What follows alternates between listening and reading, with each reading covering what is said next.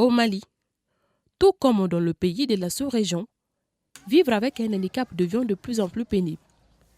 Tant il est difficile de trouver un soutien, si certains ressentent parfois de la gêne pour sa personne vulnérable, d'autres y consacrent leur vie pour leur épanouissement. Journaliste de son état, Ndé Ombo-Timbe est un homme au service des enfants en situation de handicap. Avant les événements de 2012, Ndé Ombo-Timbe a toujours travaillé pour les ONG humanitaires en charge des personnes nécessiteuses.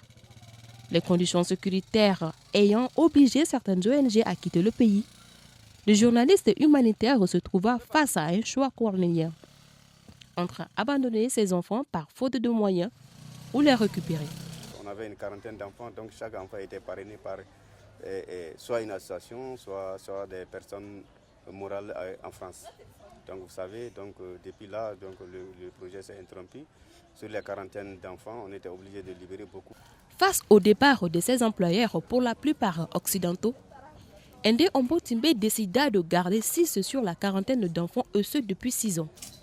Avec ses maigres moyens et surtout avec l'aide de sa femme, ils prennent en charge leur scolarité, l'hébergement et même les besoins élémentaires de ces enfants qui sont tous des orphelins. Pour l'histoire, lorsque je les ai dit que le projet, en 2012, le parrainage s'est arrêté, le projet s'est retiré, donc malgré les gens, ils se sont mis à pleurer, ils disent qu'est-ce que nous allons devenir après ce projet, parce qu'on ne peut pas retourner au village. Quand on retourne au village, nous allons devenir soit des mendiants.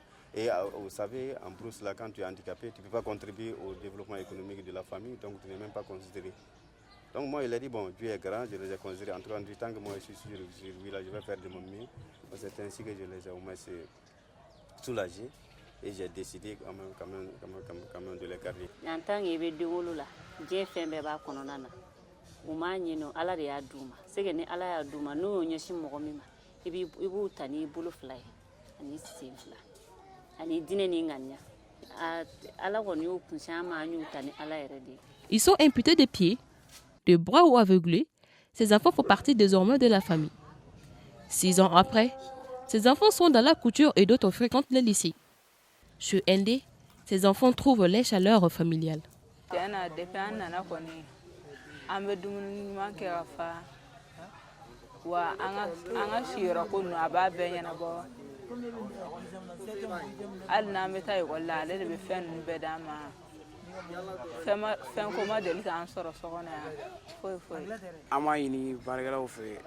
Vraiment, on va se rendre demain.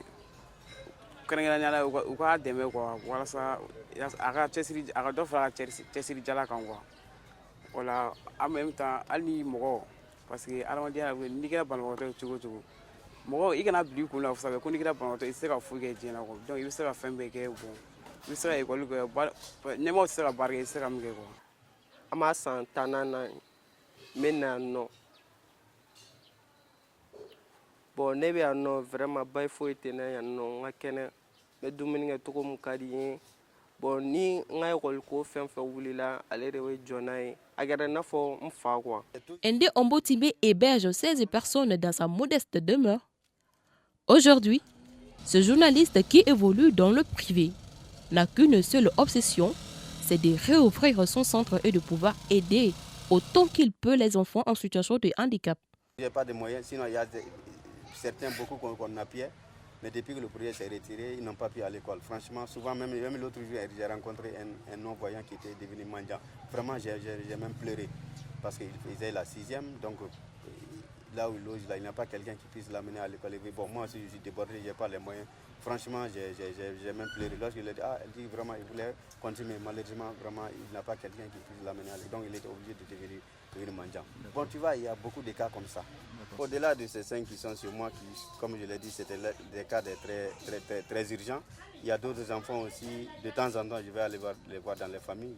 Je fais un peu de gestes autant que je peux. Mais malheureusement, c'est leur scolarité qui me préoccupe.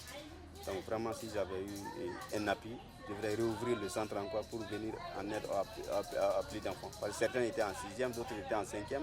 Une fois que le projet s'est retiré, donc maintenant leur scolarité s'est arrêtée.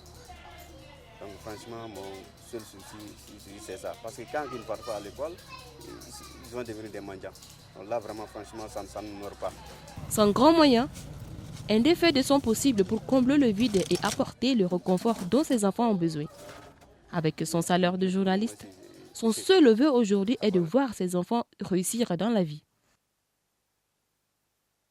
Droit Libre TV, la web télé 100% droits humains, 100% liberté d'expression.